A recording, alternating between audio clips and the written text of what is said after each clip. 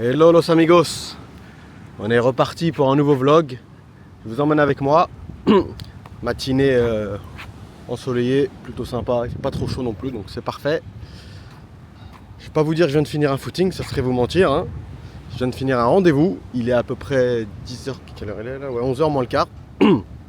Juste ici au Mandara Oriental.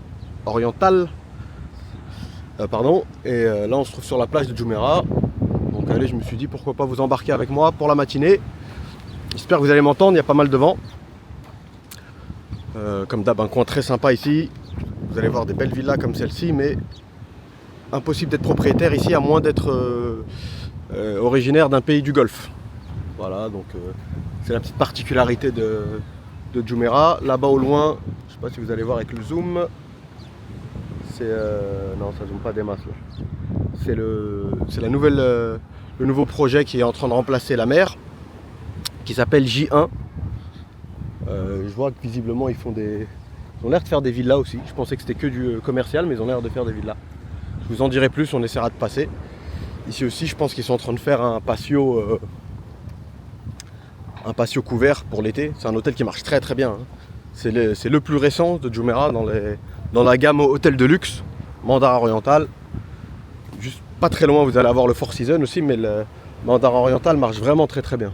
J'imagine que, arrivé au moment des grosses chaleurs, leur clientèle veut quand même profiter de la vue mer et compagnie, donc je pense qu'ils vont fermer tout ça comme là, mettre baie vitrée avec la clim.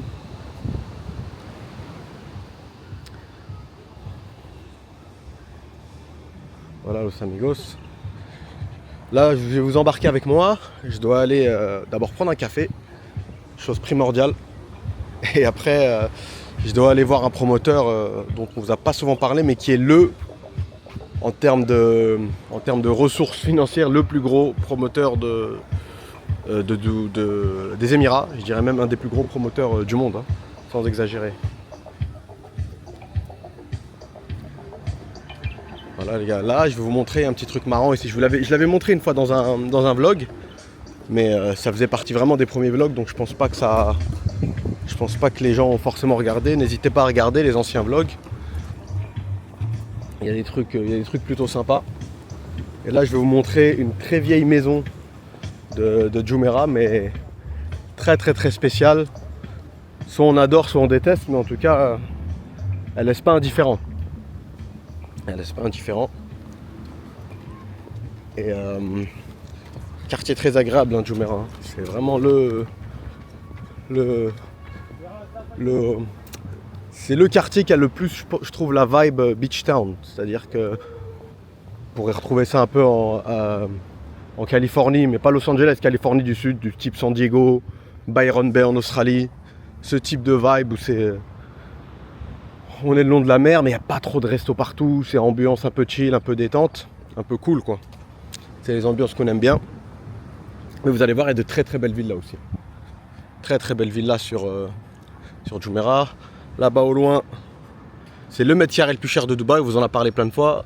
C'est Jumeirah Bay Island. Vous avez avec le Bulgari Resort et résidence et les villas Amalfi. C'est là d'ailleurs où Cristiano Ronaldo a acheté, c'est juste en face là-bas. Enfin c'est pas la villa en elle-même, mais c'est le secteur. C'est assez petit, donc je pense que forcément sa maison est dans le coin, hein. On approche bientôt de la maison dont je vous ai parlé. Mais franchement, si j'avais imaginé à l'époque, plutôt j'aurais jamais imaginé à l'époque qu'ils allaient faire du freehold sur Jumeirah. Et ils l'ont fait mine de rien. Ils l'ont fait avec le projet Jumeirah, Madina Jumeirah Living. C'est en face du Burj Al Arab. C'est des résidences un peu orientales marron. Faudra qu'on vous fasse un vlog là-bas. C'est de Miras, hein, c'est très très dur de choper quelque chose à la vente. Et vous avez bien évidemment la mer. Et donc les deux extrémités de Jumeirah, il y a des projets pour les étrangers, que ce soit appartements ou villas. Donc franchement, c'est pas impossible que dans quelques années, parce que c'est vraiment une super prime location ici, hein. Top du top, super plage. C'est détente, mais il y a toutes les commodités, hein. Là, c'est-à-dire juste derrière, vous allez voir, je vais vous montrer la fameuse villa dont je vous parlais. Juste derrière, il y a la grande avenue de Jumeirah avec je ne sais combien de supermarchés, de nurseries, d'écoles, de tout ce que vous voulez en fait. Et vraiment, d'ailleurs, il y a beaucoup d'écoles dans à l'Oasel et Jumeirah, c'est blindé d'écoles. Et voilà, regardez-moi ce monstre.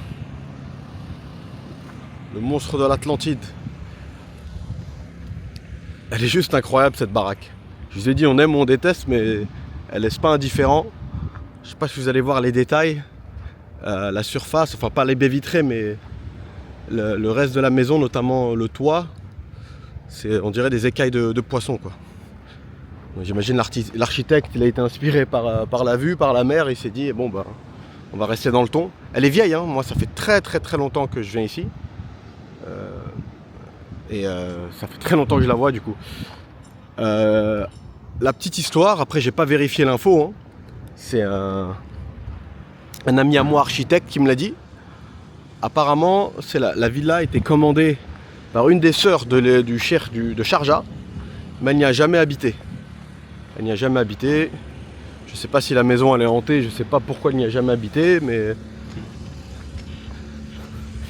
ici, les gens de la famille royale, ils ont souvent plusieurs propriétés.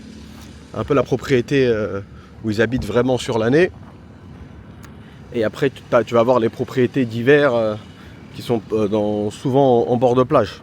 On peut voir pas mal de palais, pour ceux qui ont déjà conduit ou même pris un taxi, de Madinat Jumeirah à la marina. Et bah, vous voyez qu'il y a de la sécurité, etc., des barrières. C'est tous les palais qui se trouvent en bord de mer. On va faire le tour, vous allez la voir un peu de. Bon, on peut pas voir grand chose hein, avec le mur. Je sais qu'il y a une énorme fontaine, parce qu'à chaque fois que je passe devant, j'entends un bruit de dingue. Donc, voilà.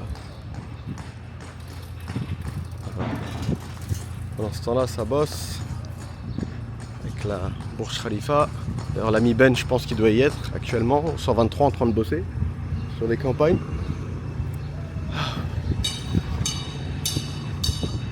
Autre particularité de Jumeirah, c'est le quartier des mosquées. Hein. C'est la rue qui compte le plus de mosquées, l'avenue compte le plus de mosquées.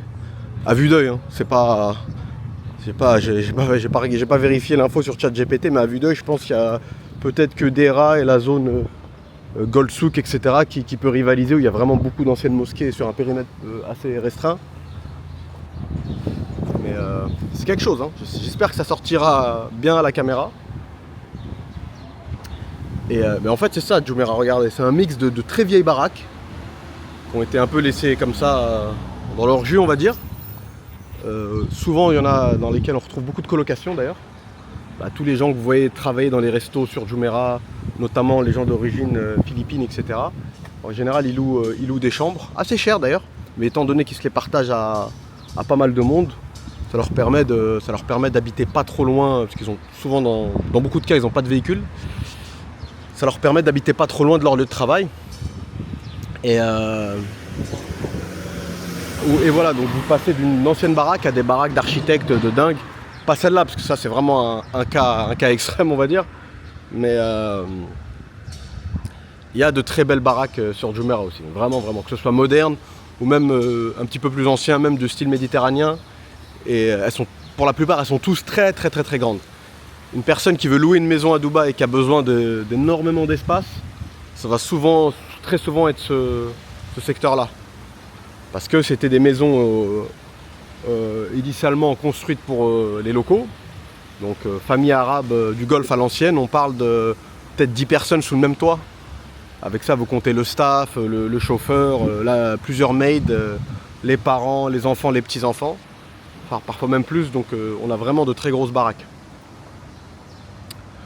Voilà.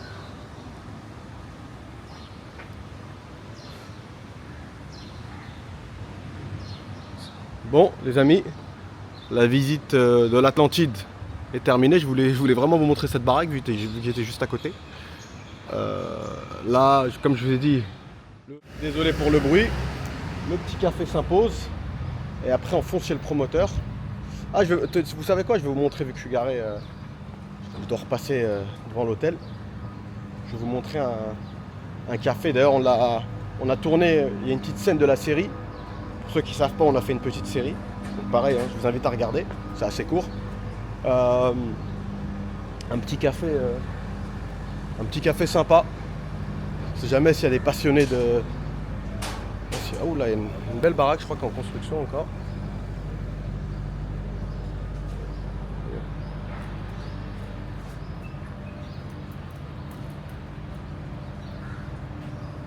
Ouais. Il y a beaucoup d'anciennes maisons qui sont du coup détruites pour être retapées. Il y a l'agence Driven qui sont très très forts là-dessus. Hein. Très très forts là-dessus. Ils ont compris qu'il y avait... après, faut des fonds certains. Hein. Alors pas mal d'argent. En plus, le propriétaire de Driven, si je dis pas de conneries, il est saoudien. Donc c'est peut-être plus simple d'acheter les propriétés, les retaper et au goût du jour et les revendre avec un gros premium, un gros profit, parce que l'emplacement il est incroyable. Jumeirah, c'est pour ceux qui connaissent bien Dubaï, on va dire les OG, c'est, pour moi, je vous ai dit, je l'ai dit à plusieurs reprises, c'est le meilleur endroit. Parce que t'as le côté détente, mais t'as tout ce qu'il faut, t'es à 2 pas de partout, la plage est top. Et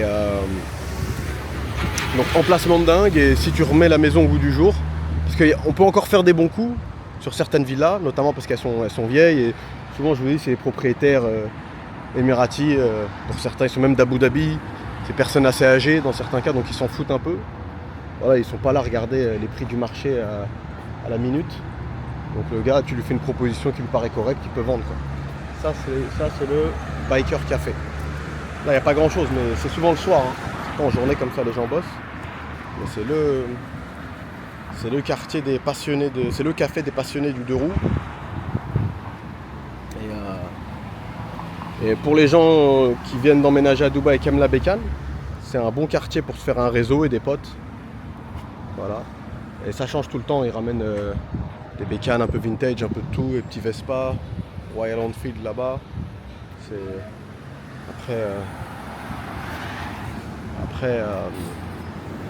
Il y a même des passionnés, il y a même des personnes qui font partie des, comment on appelle ça, des clubs de, pas forcément de la moto, c'est la voiture aussi. Je me souviens de quand on avait tourné la série, on était tombé sur le club des propriétaires de Mustang. Voilà. Propriétaires de Mustang, et c'est pour le coup, hein, je voulais faire un podcast sur ce sujet-là d'ailleurs, parce que je pense qu'on aurait beaucoup à dire et des choses assez qui vont pas forcément dans l'air du temps, c'est-à-dire notre avis personnel sur ce qu'on a sur le réseau. Il y a la fameuse phrase en anglais, your network is your net worth. En gros, les personnes que vous connaissez font votre valeur, entre guillemets. En gros, valeur commerciale, hein, je parle pas de valeur humaine, je pense. Et moi, je pense, sincèrement, que c'est des conneries.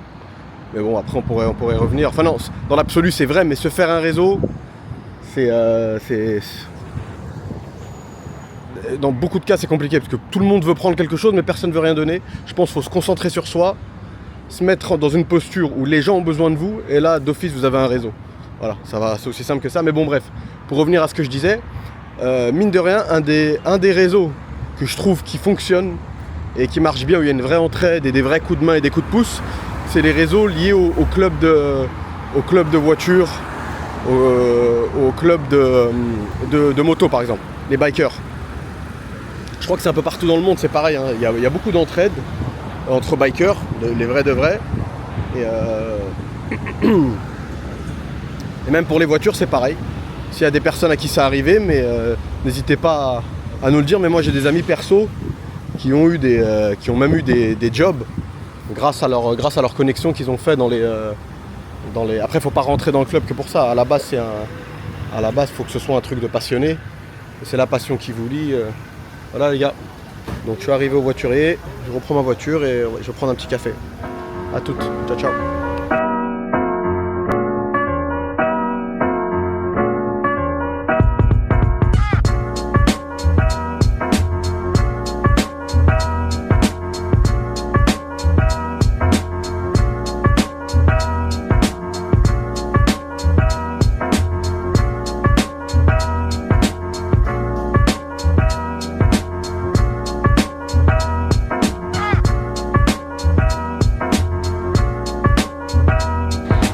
Voilà les gars, comme promis, pause café, un nouveau café, pas loin de chez moi, qui s'appelle Juan Valdez.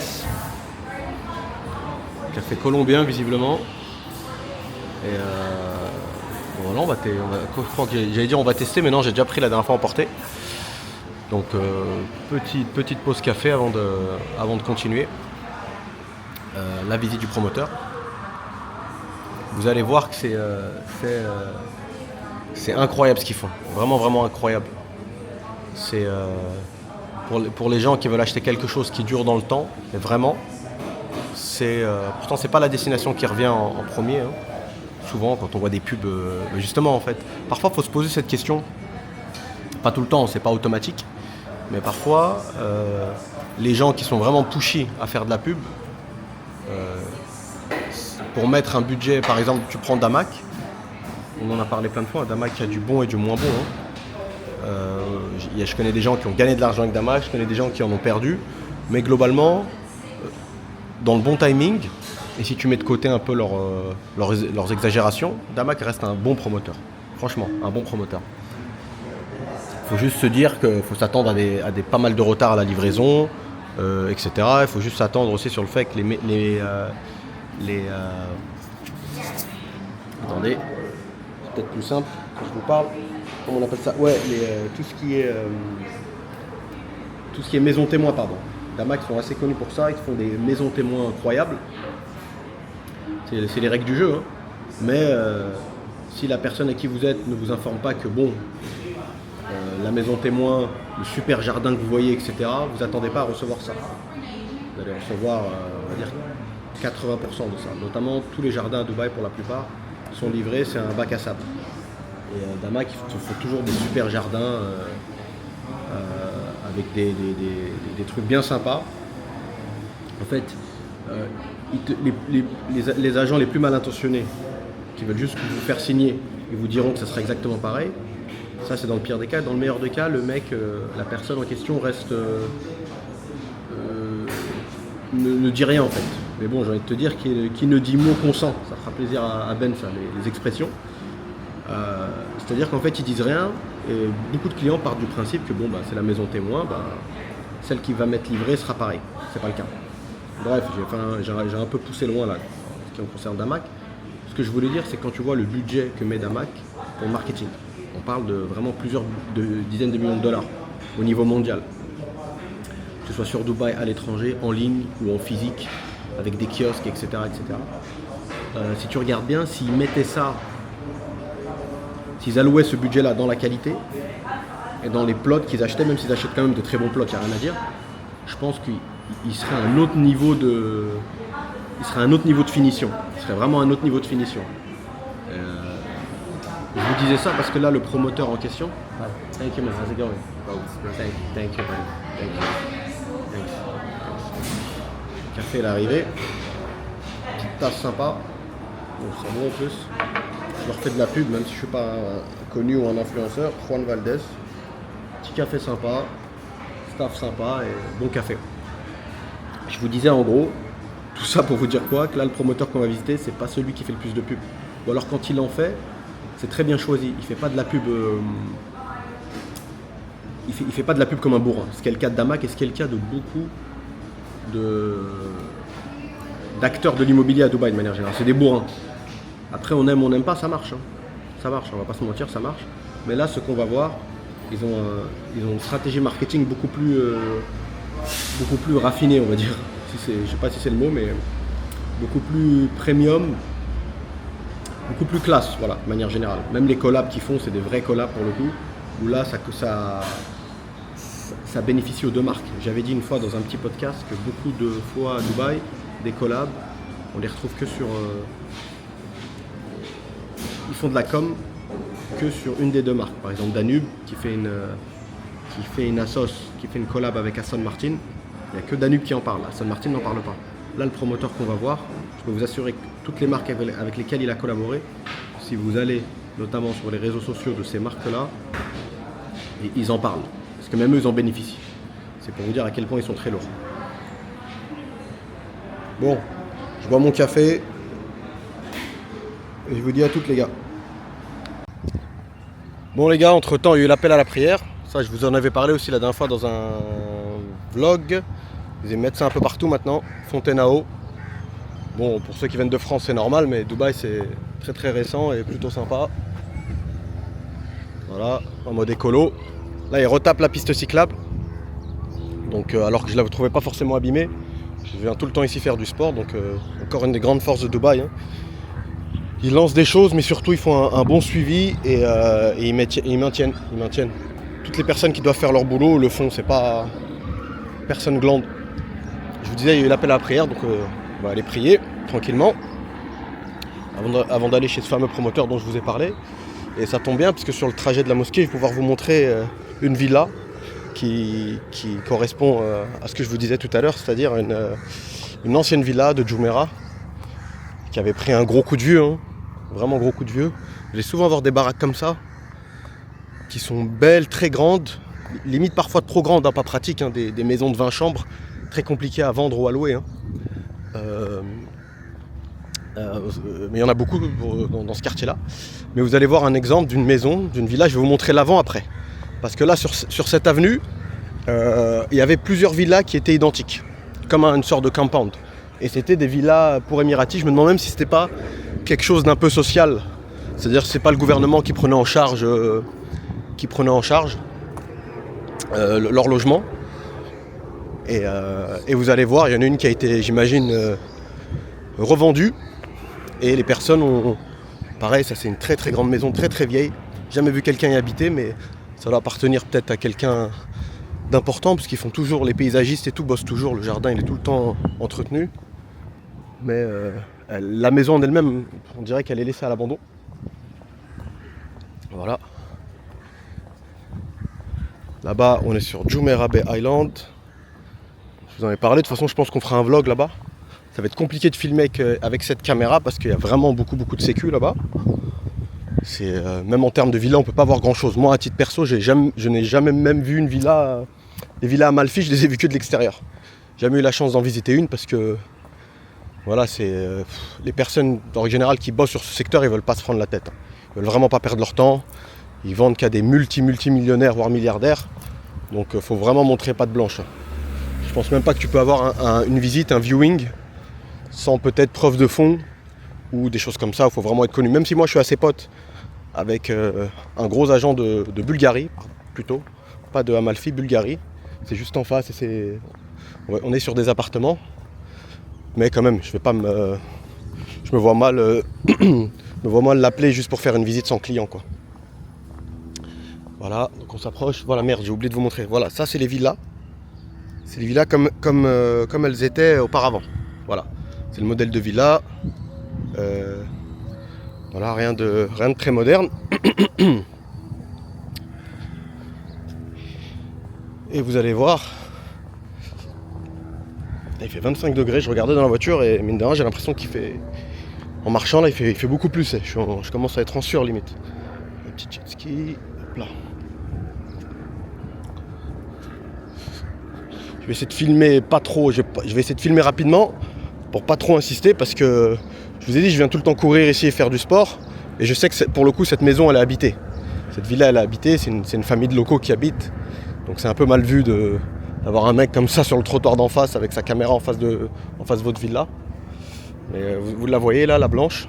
C'est exactement le même type de modèle que je vous ai montré juste avant. Un type de villa beige et avec un beau rooftop. Voilà, ils l'ont retapé, c'est très stylé.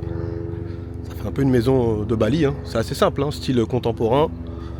Mais je peux vous assurer que sa valeur marchande a dû augmenter quand on passe de ça à ça. Ça fait la diff. Voilà les gars, moi je vais prier. Ouh punaise, il fait chaud. Et je vais prier et je vous reprends juste après. À toutes. Voilà les gars, on arrive devant la mosquée qui est juste en face. Ça c'est l'entrée de la villa que je vous ai montré derrière, où je vous ai dit qu'elle est inhabitée mais il s'occupe quand même du jardin. Vous pouvez voir que c'est un style spécial. C'est peut-être quelqu'un de la famille royale ou un cheikh, mais en tout cas souvent c'est des personnes, c'est les anciens on va dire, ancienne génération un peu. On voit directement la diff avec avec la nouvelle génération d'Émiratis qui ont des goûts beaucoup plus... Après les goûts c'est pas forcément lié à l'âge, génération, mais on voit quand même, surtout du côté de Jumeirah 3, on vous filmera aussi un de ces quatre. Jumeirah 3 c'est tout ce qui se trouve dans le secteur du Bourj Al Arab, notamment. Vous allez voir qu'en termes de design de villa c'est autre chose, alors qu'avant on voyait vraiment beaucoup de styles comme ça. Tu voyais qu'ils avaient été beaucoup à Marbella aussi, c'était un peu inspiré du style qu'on retrouve en Andalousie. Et maintenant c'est voilà, c'est beaucoup plus contemporain. Ça c'est les fameux abribus de Dubaï avec la clim qui en ont sauvé plus d'un, franchement c'est le minimum qu'ils pouvaient faire. La petite mosquée, on va prier le Dohor.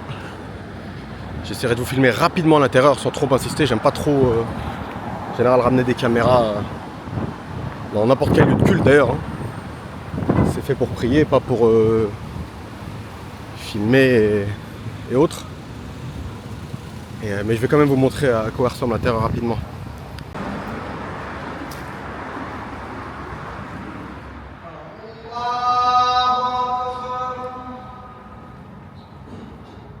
Et voilà, nous revoilà les gars, devant cette super belle maquette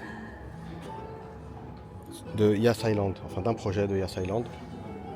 Et pour certains, quand je dis Yas Island, ils l'auront peut-être déjà compris, c'est Abu Dhabi. Je suis chez Aldar. Très lourd les gars, Aldar. Très lourd. Bah, c'est le promoteur le plus gros des Émirats, comme je vous disais tout à l'heure.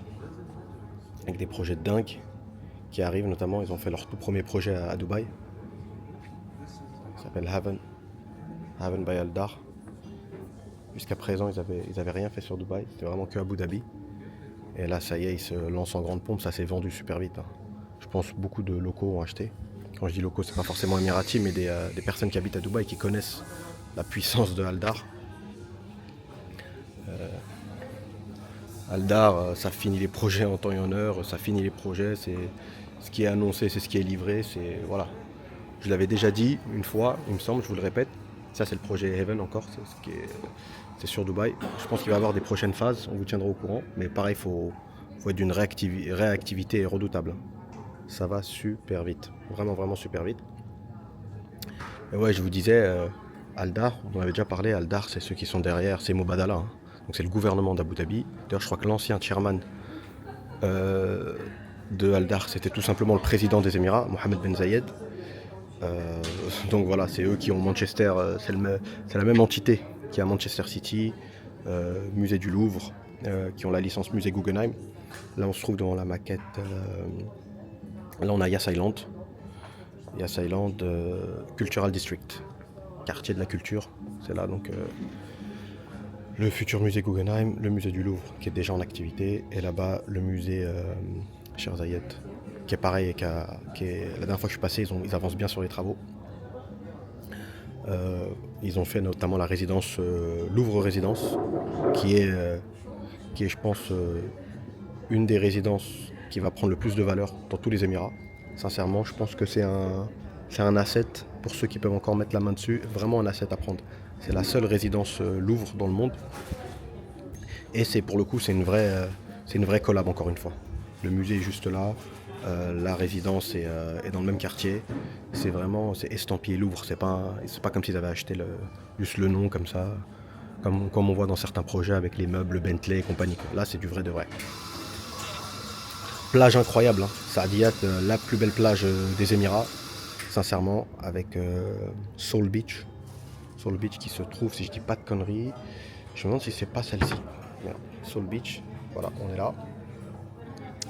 Il y a eu plusieurs lancements, bon, il va y avoir dans le quartier école, galerie d'art, supermarché, bon, tout ce qu'il faut, les classiques, mais c'est vraiment un quartier qui tourne autour de la culture. On n'est que sur des plus ou moins low-rise buildings. On n'a pas de grandes tours. Il y a un centre commercial pareil, très bien designé. Pour ceux que ça intéresse, n'hésitez pas à nous contacter sur le WhatsApp qui se trouve dans la description de nos vidéos. Après, la particularité d'Aldar, il n'y a pas des plans de paiement super longs. Il n'y a pas besoin, sincèrement, ils n'ont pas besoin de survendre leur projet, vraiment de donner des facilités dingues aux clients parce que ça se vend. Ça se vend ne serait-ce qu'avec la population d'Abu Dhabi, qui dans certains cas est très fortunée, et ils ont une confiance totale en Aldar, vu que c'est le gouvernement qui est derrière. Donc moi je connais à titre perso des personnes qui achètent plusieurs plateaux complets, donc des étages complets de n'importe quel projet Aldar qui sort. Voilà. Donc c'est vraiment... franchement je crois que c'est le... Ouais, il y a Imar un petit peu qui est dans le même cas de figure, mais je pense qu'Aldar ils sont vraiment particuliers. Ils sont vraiment... c'est les seuls. C'est le seul à être doté d'un tel pouvoir financier qui ne s'est pas encore exprimé, qui a exprimé tout son potentiel. Hein. Parce que je vous ai dit, ils sont sur beaucoup de choses à la fois. Mais là, vu qu'ils commencent à arriver sur Dubaï, ça risque de faire très très mal. Ils se sont aussi mis sur Marjan Island, la fameuse île où il va avoir le casino. Je pense que c'est eux qui font la résidence Nikki Beach. En collab, ils sont très très forts. Hein. Ils ont fait donc Nikki Beach, enfin ils vont faire Nikki Beach. Nobu, qui est aussi un des futurs projets à garder un œil dessus parce que ça va vraiment exploser en termes de prix, ça va continuer d'augmenter. Et le Louvre, je suis en train de réfléchir si j'en ai oublié. Voilà, Abu Dhabi, c'est la capitale du pays. Pour moi, Abu Dhabi, clairement, c'est tous les avantages de Dubaï sans les inconvénients. On va pas se mentir, Dubaï, ça comporte quand même quelques inconvénients. Et voilà, c'est beaucoup moins densément peuplé, on va dire. On respire plus nature, beaucoup plus nature. Il y a la mangrove, pour ceux qui connaissent, à Abu Dhabi. Pour aller se promener, pour faire du sport, c'est top. Après, beaucoup d'activités culturelles sur Abu Dhabi, plein de concerts. Il y a l'UFC, ils ramènent même maintenant la NBA, il y a Formula One. Il y a beaucoup de choses, il y a même Manchester City, je crois, qui viennent à peu près au moins une fois par an. Enfin, une fois par an, pas au moins, genre c'est une fois par an qui débarquent sur Abu Dhabi. Donc il se passe beaucoup de choses. Ils ont le plus grand indoor football pitch, c'est-à-dire pour ceux qui aiment le foot en salle et tout, ils ont le plus grand de la région. Et ils ont des très très beaux hôtels à Abu Dhabi. Hein. C'est vraiment autre chose. C'est super familial, mais à la fois super premium. Et c'est moins condensé que Dubaï. Et après, le coût de la vie est pas non plus moins élevé. Hein. Pour le coup, j'ai pas mal d'amis qui habitent à Abu Dhabi. J'étais moi-même très intéressé à un moment pour y déménager. Mais on va pas se mentir, il y a plus de business en termes de transactions immobilières sur Dubaï. Mais je veux dire, Abu Dhabi, c'est pas Sharjah. Pour les personnes qui veulent venir s'installer à Abu Dhabi pour potentiellement y habiter toute l'année, il faut savoir que ça correspond à un certain coût. C'est pas donné quoi. C'est pas donné, on n'est pas sur... Ah mais non merde, hop là, j'ai ouvert la porte du mauvais sens. Je vous disais pardon, on n'est pas sur Sharjah du coup. Mais par contre, super endroit pour s'installer. Pour s'installer, c'est top. Je vous ai dit, il y a beaucoup moins de monde qu'à Dubaï. Mais il y a quand même du monde, c'est pas mort. C'est pas le Qatar par exemple, que j'aime beaucoup aussi, mais Doha, un des gros problèmes de Doha, hormis le business qui est assez compliqué, étant donné qu'il y a très peu de gens qui y habitent sur l'année. Mais il y a de très très belles infrastructures, mais c'est souvent mort. Ça manque d'âme en fait. Vous allez dans des très beaux endroits qui peuvent être comparés à La Palme ou à la Marina, hein, des endroits comme Pearl par exemple. Mais il n'y a pas grand monde quoi. Pas grand monde. Abu Dhabi, c'est pas mort du tout. Il y a du monde, notamment beaucoup de familles. Et à la différence de Dubaï, ça a quand même gardé une âme arabe, une âme locale. Vous allez dans les malls, c'est moins Las Vegas qu'à Dubaï. Notamment sur les tenues vestimentaires, sur le type de personnes que vous allez croiser. Encore une fois, c'est beaucoup plus familial. Je vous ai dit, je me répète, mais plages vraiment magnifiques. Et surtout, en fait, ils ont une stratégie de développement qui est vraiment différente de celle de Dubaï. Vraiment différente. Pour la simple et bonne raison qu'ils ne sont pas dans un besoin absolu d'avoir du tourisme et des expats. Mais ils le développent quand même. Ils le développent quand même de façon très intelligente. D'ailleurs, je pense que l'Arabie Saoudite devrait s'en inspirer. Après, ils n'ont peut-être pas forcément besoin de mes conseils. Ils doivent payer des cabinets du type McKinsey et autres à des millions par semaine. Donc, je pense que les conseils, ils les reçoivent quoi qu'il arrive. Mais je pense que l'Arabie Saoudite, vu qu'ils sont en train de développer leur tourisme, ils devraient plutôt s'inspirer de Oman et de Abu Dhabi. Beaucoup d'Oman et un peu d'Abu Dhabi. Et je pense que ça ferait le cocktail parfait. Peut-être un peu du Costa Rica aussi, qui a développé un tourisme très écolo, mais premium, et voilà. Mais s'inspirer de Dubaï pour l'Arabie Saoudite, ça serait se tirer une balle dans le pied, je pense. Parce qu'en plus, Dubaï a pris 20 ans d'avance. En gros, pourquoi aller vers la copie quand vous avez l'original à 1 heure et demie d'avion? Les gens préféreront toujours Dubaï, je pense, à l'Arabie Saoudite, mais l'Arabie Saoudite a une carte à jouer sur autre chose. Voilà, petite parenthèse refermée. Qu'est-ce que je vous disais? Quoi d'autre à dire sur Abu Dhabi? Ouais, non, franchement, globalement, moi j'ai que des bonnes choses à dire sur Abu Dhabi, hein. Après, c'est vrai que leur gestion de la crise sanitaire est un peu stricte quand même. Encore une fois, on en revient à la même chose. Ils n'ont pas la dépendance que Dubaï a aux étrangers.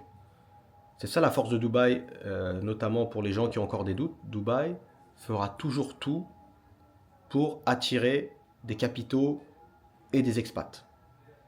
Abu Dhabi, au même titre que le Qatar d'ailleurs, si demain les aéroports ferment encore une fois, ce que personne ne souhaite, Abu Dhabi n'est pas dans la merde, hein. Donc voilà, la différence elle est là. C'est pour ça que Dubaï, ils auront toujours. C'est comme des magiciens, ils te ressortiront toujours une paire d'as de leur manche, dernier moment.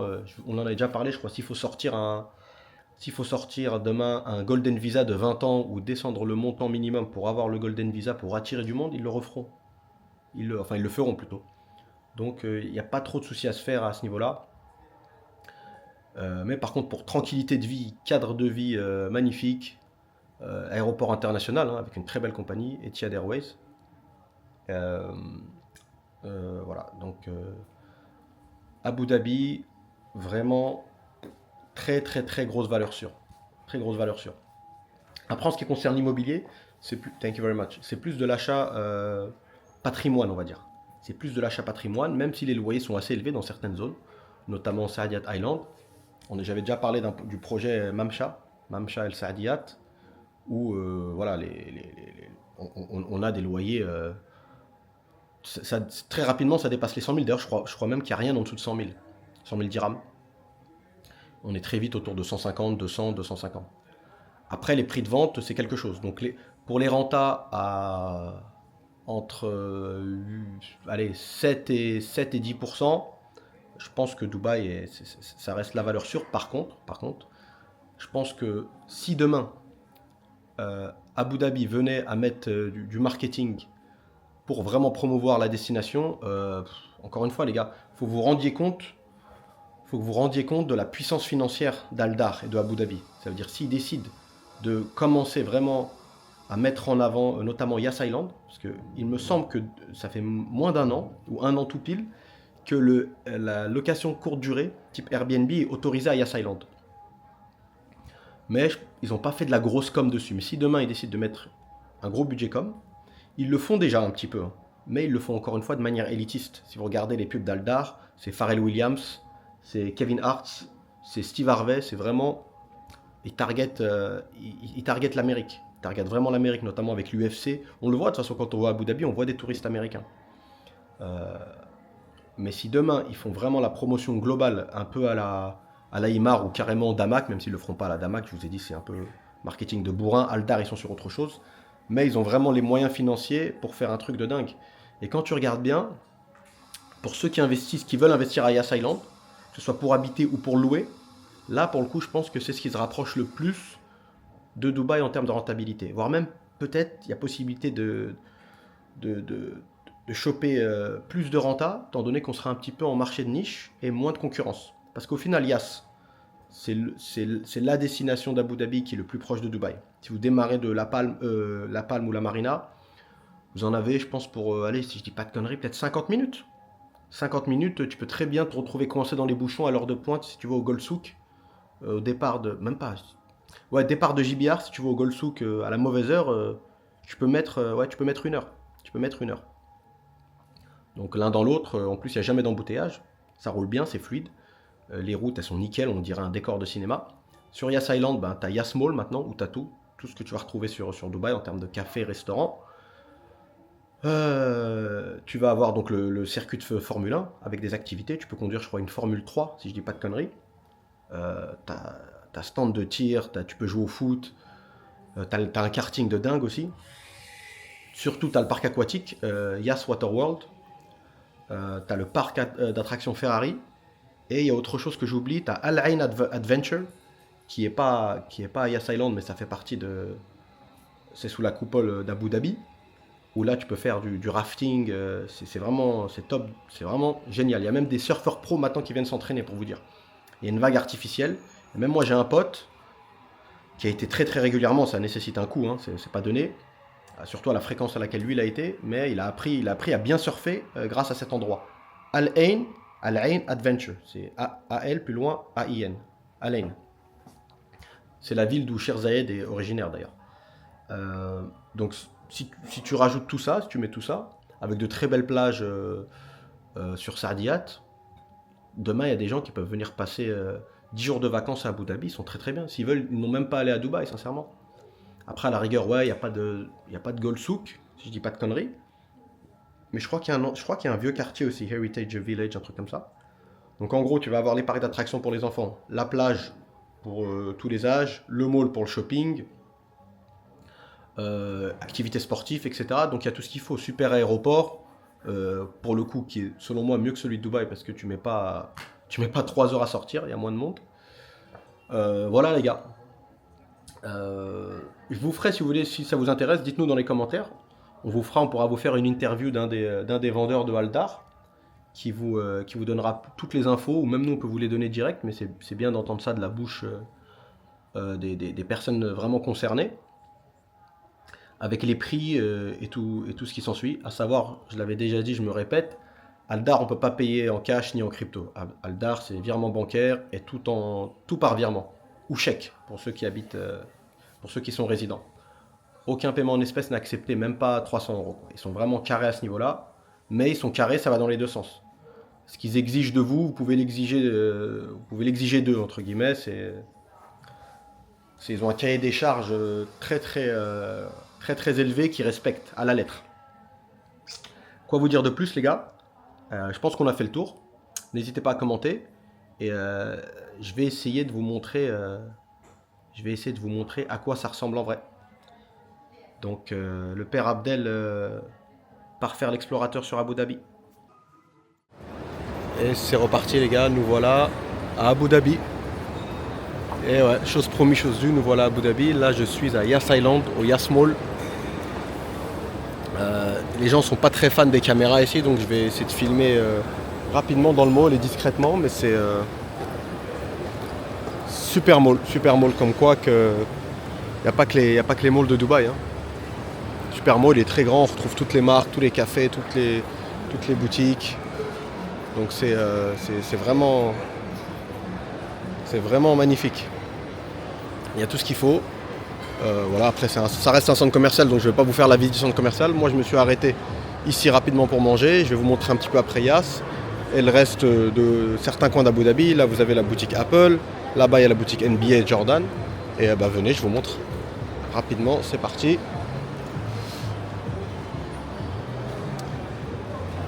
C'est un mall plus tranquille, hein. C'est plus calme, mais il y a quand même du passage. Je suis étonné, la dernière fois que j'étais venu ici, c'était vraiment calme pour le coup, mais là, je pense qu'il y a pas mal de gens qui doivent, surtout honnêtement quelqu'un qui travaille sur certains quartiers comme JLT ou même Jebel Ali sur Dubaï, qui correspondent vraiment à l'entrée de Dubaï quand on arrive d'Abu Dhabi. Je pense qu'ils peuvent très facilement opter pour la solution Yas Island, hein, pour y habiter. Parce que c'est pas pareil pour le coup. Yas Island c'est vraiment à l'entrée d'Abu Dhabi. Et tenez, une petite pâtisserie française, l'éclair de génie. Et au final il y a moins de monde. Encore une fois, surtout quand on est en famille, ce qu'on aime d'un moment c'est le calme et l'espace. Et c'est vrai que parfois à Dubaï c'est un peu compliqué. Ou alors on peut l'avoir mais à un coût assez élevé. Il faut viser certaines gated communities et surtout il y a beaucoup de monde. De plus en plus de monde à Dubaï. Moi-même en venant là sur Abu Dhabi, dès que je suis sorti dès que j'ai passé Battuta Mall et Al Forjan, ça commençait vraiment à bien rouler, mais avant ça franchement c'était la merde. Alors qu'il est les gars, il est 14h. Donc je vous laisse imaginer quoi. Voilà, je vais manger un morceau et je vous reprends à l'extérieur du mall. Ciao ciao. Je vous ai donné rendez-vous à l'extérieur du mall, mais je voulais que vous voyez, que vous puissiez voir plutôt ce petit food court très sympa. Franchement. Hi, how are you? I'll give it a try. Franchement, agréablement surpris de. Bon, après j'étais déjà venu, Yas, mais bon, cette partie-là elle est calme, mais les autres parties où j'ai pas trop filmé, franchement pas mal de monde. Hein. On est mardi, pour mardi après-midi. Franchement, il y a des personnes, ça se voit, qui sont résidents. Hein. Une petite épicerie asiate avec un petit. Ça doit, alors, à mon avis, le week-end, ça doit être blindé ici. Sympa, on croirait les food courts de Bangkok un peu. Ah, c'est balèze quand même. Hein. Donc, encore une fois, il y a tout ce qu'il faut. Test of Vietnam, Saigon. Je vois de plus en plus de restos vietnamiens d'ailleurs. Même à Dubaï. Hein. Et il n'y en avait pas beaucoup comparé à la France. Hein. Pour le reste de la France, je sais pas, mais Paris, c'est blindé de restaurants vietnamiens. Maintenant, il commence à en avoir pas mal aux Émirats. Donc là, cette fois-ci, je vais vraiment manger et on se retrouve à l'extérieur. Ciao, ciao les gars. Voilà les gars, regardez, j'espère que vous allez m'entendre avec le vent. Voilà à quoi ressemble un quartier de Yas, ça s'appelle Yas Acres. Piste cyclable. Pas mal de villas, maisons mitoyennes, il y a un peu de tout. Je suis un peu dans le speed parce que j'ai perdu beaucoup de temps sur la route et il va bientôt faire nuit. J'aurais bien voulu aussi vous montrer Saadiyat Island. Vous pouvez voir, c'est très calme, très sympa. C'est limite trop calme là pour le coup, on dirait un quartier des Sims quoi. Et encore des nouvelles phases qui arrivent. Très clean. Tout ce qu'il faut. Hein. Je crois même que maintenant il y a une école. J'ai vu une nurserie aussi sur le trajet.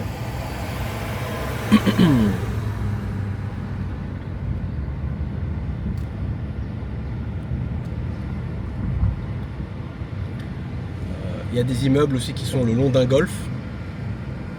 À la rigueur, je pourrais vous les montrer une prochaine fois. Et là, je vais tranquillement sortir de Yas pour prendre la direction de Saadiyat Island. Vous pouvez voir, barrière de sécurité partout. On est sur des gated community.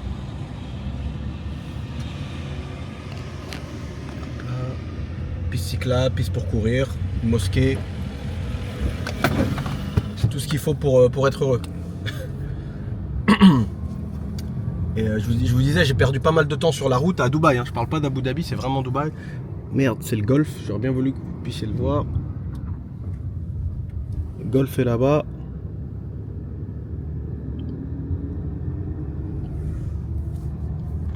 C'est quoi? Je vais m'arrêter comme ça, je vous le montre vite fait. Au moins, ça c'est fait. Ça vous donne un aperçu rapide dans le speed, en mode agence touriste. Mais c'est mieux que rien. C'est du direct, je coupe pas la caméra. Let's go. Hop là. Super bon.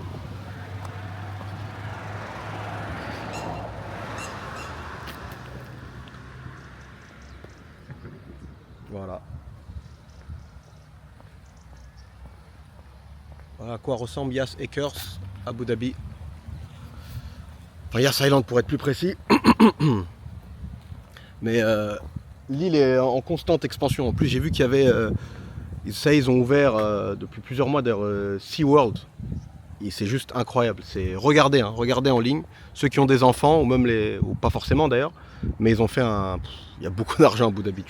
Tu vois qu'il y a vraiment beaucoup d'argent. Et ils sont très connectés aux US à Abu Dhabi. D'ailleurs, SeaWorld, c'est une franchise américaine c'est même pas, comment on pourrait appeler ça, c'est pas un parc d'attractions, mais c'est un mélange entre un aquarium géant et un parc d'attractions, on va dire. Et ils ont ouvert d'ailleurs, je crois même que c'est le plus grand au monde. Hein. Ils l'ont ouvert à Abu Dhabi. L'IKEA qui est ici, d'ailleurs, il est géant. C'est des petits détails, mais t'as MG World aussi. Je crois que t'as un autre. T'as pas mal de parcs en fait. Voilà les gars, je remonte en voiture et je trace à Saadiyat Island. Je vous file la mosquée qui est plutôt design pour le coup. Désolé pour le bruit de la ceinture. Mais voilà, vu que je suis sur le go.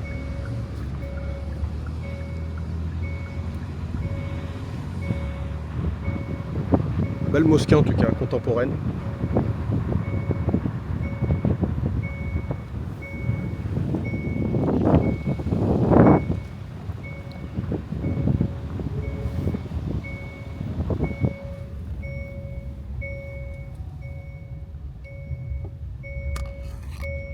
Allez, let's go. Voilà les gars, nous voilà sur Saadiyat, on vient de rentrer. Donc vous pouvez voir, petit immeuble sympa.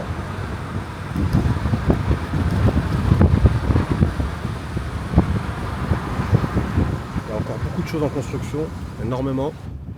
Vous allez voir de toute façon, je vais essayer de vous montrer un petit peu. Bon, je peux vous faire patienter avec moi le feu rouge. A tout de suite. Oh my heart, taking me back to blue, falling into my own senses. Another night, another day, it's better this way, let the music play. Oh my heart, only you can know how I feel, every day is an ordeal to get by. Melancholy. Voilà, petit clin d'œil à nos compatriotes français, le lycée français, Théodore Monod.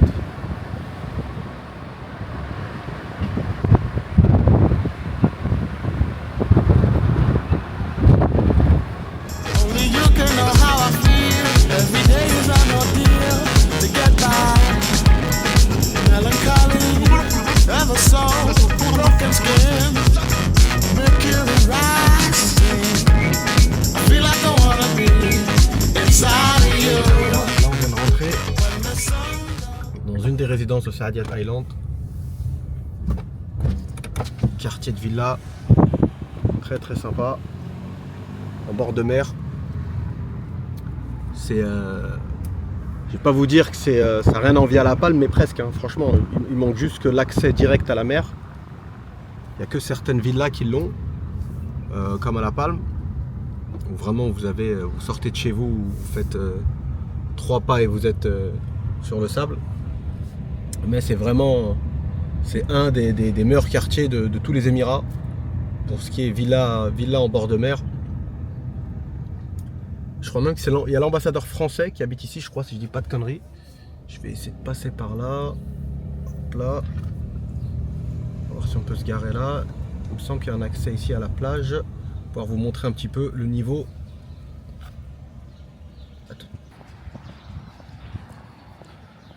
C'est super calme, reposant. Des gens qui garent leur Bentley. Bentley et jet ski, c'est pas mal comme combo. Il y a pas mal de vent, j'espère que vous allez pouvoir m'entendre. Et franchement, top du top ici les gars. Après on est sur des villas à plusieurs millions d'euros. Hein. On n'est pas du tout sur de l'entrée de gamme, mais sincèrement, c'est justifié à 1000% les gars. 1000%. Vous allez voir, on ne se croirait même pas aux Émirats.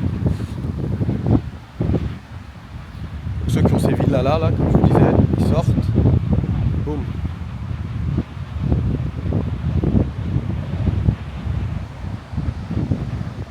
C'est en bord de mer, villa avec piscine d'ailleurs.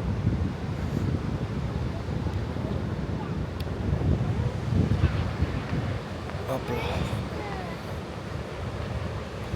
Vous voyez, c'est naturel, c'est vraiment, c'est laissé tel quel.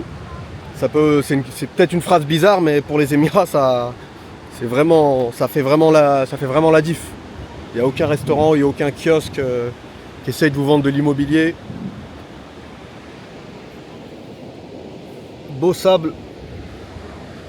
Je sais pas si ça se dit beau sable d'ailleurs, mais et de loin là-bas, c'est Cultural District, le quartier que je vous ai montré tout à l'heure sur la maquette. Où il va avoir les 3 musées, enfin il y a déjà le musée du Louvre, il va avoir le Guggenheim et le musée Sheikh Zayed. J'espère pouvoir y arriver là pour Ouais, si, je pense pouvoir vous filmer un petit peu. Après, il faudrait faire limite une après-midi complète et même filmer avec un drone pour vous montrer l'étendue du quartier.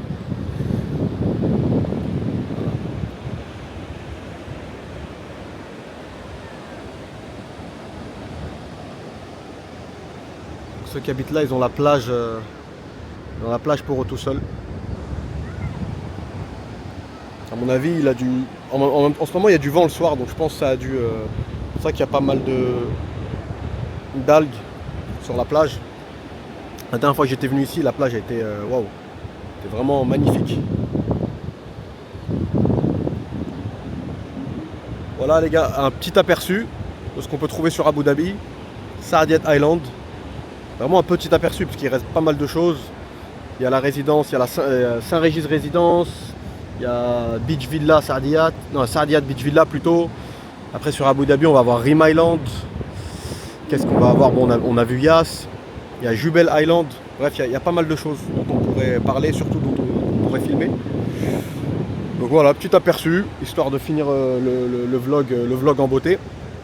Là j'essaye d'aller au Cultural District et on finira là-dessus.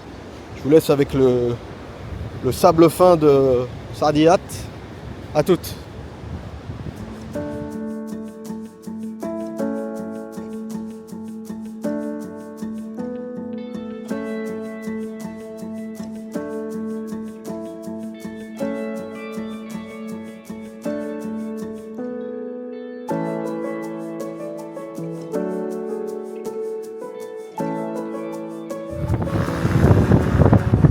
On va aussi avoir des appartements dans ce quartier-là. On essaiera de vous faire une visite des appartements d'ailleurs la prochaine fois.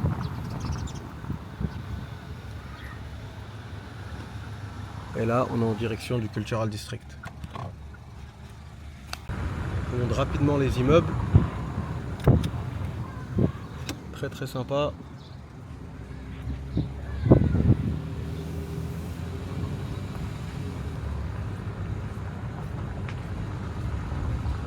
Pareil, juste en face de la mer. Je peux vous montrer. C'est à la Sunset Residence.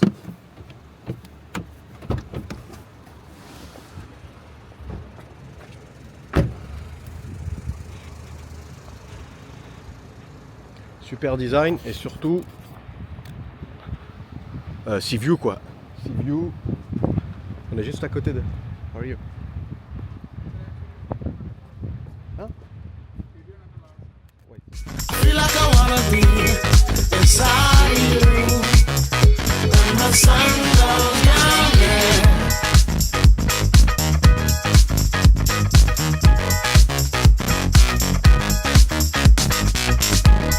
Oh my heart, there's movement across the tracks. Hope it's a playback.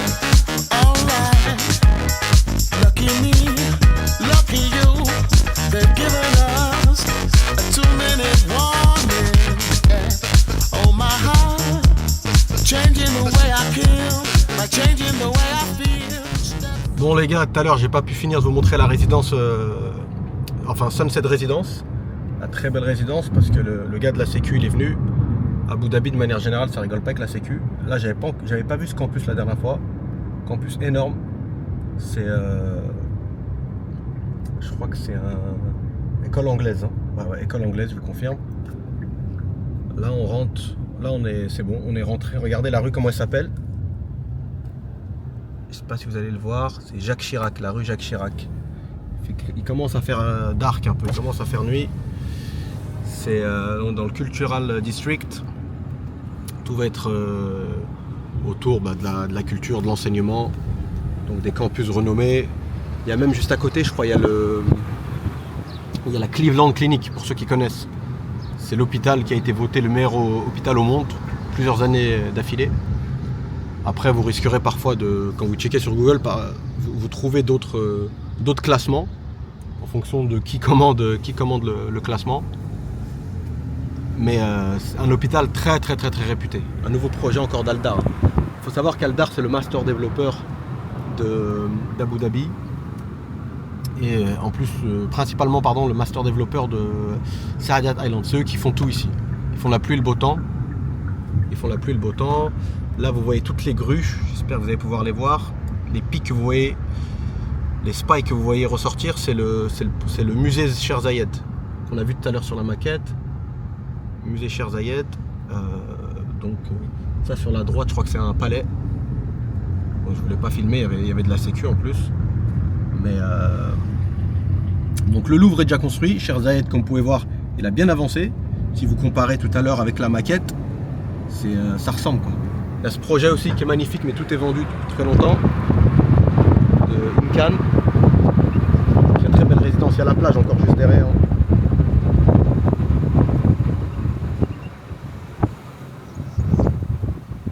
C'est là où il va y avoir la Nobu résidence. Juste là dans le coin. La Nobu résidence, ça va être ici. Sur la droite là-bas.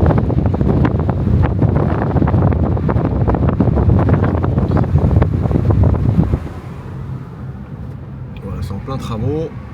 Cultural District. Et il y a énormément de travaux là-bas. Hein. Énormément. Ça bosse, ça bosse, ça bosse. Chez Aldar, ça rigole pas. Et ça, c'est une résidence, j'en ai parlé plein de fois. Mamcha Al Saadiyat. On est sur des prix qui ont un coup vraiment explosé. Vous allez comprendre pourquoi. Hein. Ou pas d'ailleurs, mais parfois il n'y a pas vraiment de règles dans l'immobilier, surtout quand on vise le premium.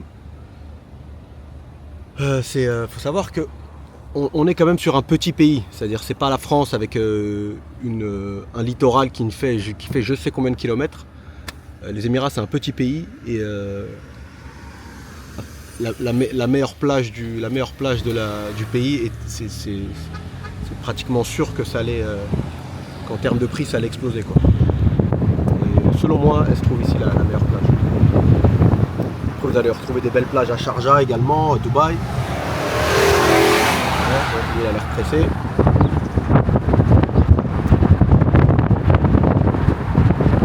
On va montrer un petit peu la résidence.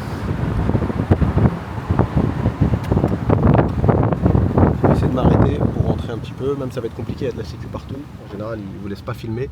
Cette résidence, ils ne vous laissent même pas aller à la plage pour être honnête, si vous n'avez pas payé ou si vous n'êtes pas de la résidence. Mais voilà, je vous reprends à tout de suite. Voilà les gars, le vlog touche à sa fin. Je pense qu'on va me choper dans pas longtemps avec la caméra. Si vous n'avez pas de nouvelles de moi, dites à ma famille que je les aime. Plus sérieusement, regardez à quoi ça ressemble. Mamcha Al Saadiyat. Vous avez un aperçu très court, hein. C'est vraiment un condensé. Là c'est une promenade avec plein de cafés, plein de restos. Super belle plage, hein, sur le beach. De la cryothérapie. Bon, dites-nous dans les commentaires si ça vous a plu, si quelqu'un est intéressé par rapport à l'immobilier sur Abu Dhabi, notamment sur Saadiyat, qui est un super coin, hein, comme vous pouvez voir.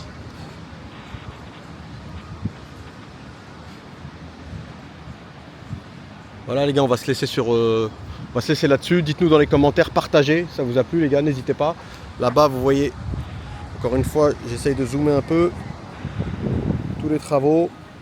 Il y a de l'avenir, il y a beaucoup d'avenir ici. C'est pas... Quand on achète ici, on cherche pas forcément des rentas... Merde, attendez.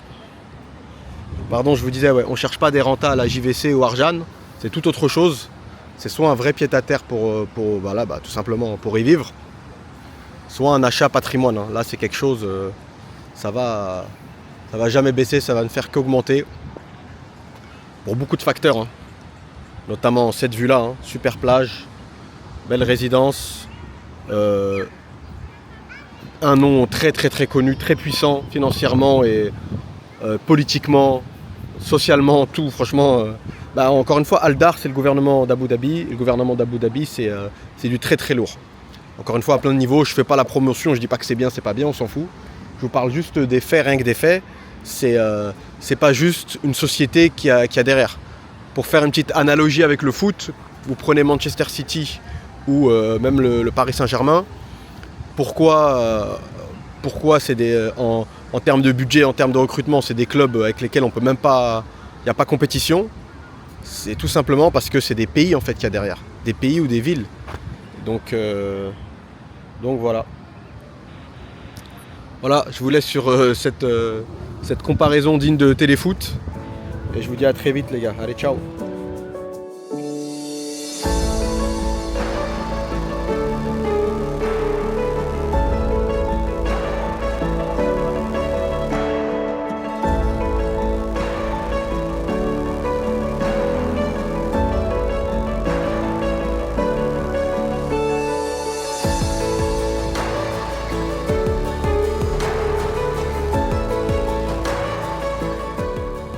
Je retourne à ma voiture, je pouvais pas vous quitter sans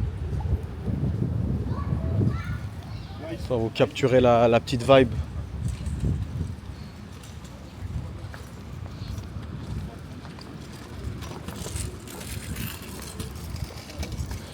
Donc, je me répète les gars, si quelqu'un arrive à se projeter et ce qu'il voit ça lui plaît, qu'il en a marre de la France ou d'ailleurs, on est regardé aussi au Canada, en Suisse. Donc big up à vous, big up à tous ceux qui nous regardent, peu importe où est-ce que vous soyez de toute façon. C'est sympa, partagez au max les gars, je me répète. On n'a pas envie de mendier du subscriber, mais c'est un peu ce qui fait avancer en fait. Ce qui fait avancer et voilà, c'est ce qui motive pour en faire d'autres. Parce que franchement, c'est pas dur en soi, on va pas pleurer, il y a des gens qui ont un métier bien plus difficile que ça, mais ça prend du temps, c'est juste ça. Ceux qui sont déjà venus ici savent que le temps il passe à 400 à l'heure, donc franchement ça prend du temps. Donc si vous voulez voir d'autres choses, partagez. Si chacun d'entre vous envoie la chaîne à ne serait-ce qu'un pote à lui ou un membre de sa famille, ça peut nous faire doubler de subscribers et ça peut nous donner un gros coup de pouce. Regardez-moi ces belles petites images. Voilà. Ceux qui habitent là, ils ont ça à 20 mètres de chez eux.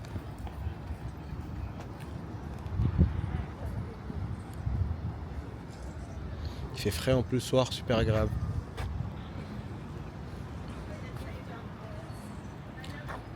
Mais bon, même sincèrement, malgré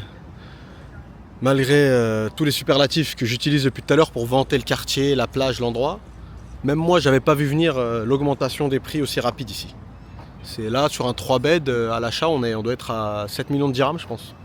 7 millions de dirhams, c'est quoi? C'est 800 000 euros, 900 000 euros.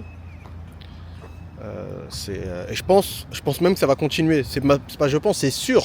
Ça va continuer à augmenter avec l'inauguration de tous les musées, de tout ce qui... à savoir qu'on n'est même pas sur un quartier terminé. Hein. En termes de pourcentage, je ne sais pas ce que ça représente, mais on est loin du... On n'est même pas à la moitié. Voilà, pour vous dire. Donc même pas à la moitié du quartier. Et on est déjà sur des prix comme ça. Donc quand tout sera fini, avec toutes les écoles, toutes les commodités, les musées, etc. Franchement, je sais même il y a des transports publics. Sorte de petits bus électriques qui sont déjà en activité, mais je pense qu'ils vont augmenter la capacité. Donc une fois que tout ça sera vraiment mis en place, on ne sera vraiment pas sur des tarifs comme ça. Donc ça peut paraître fou, mais malgré des prix comme ça, je pense qu'il y a encore de la marge, encore une marge de progression. Allez, cette fois-ci, je vous laisse pour de bon les gars. Prenez soin de vous et de vos proches. À bientôt, ciao.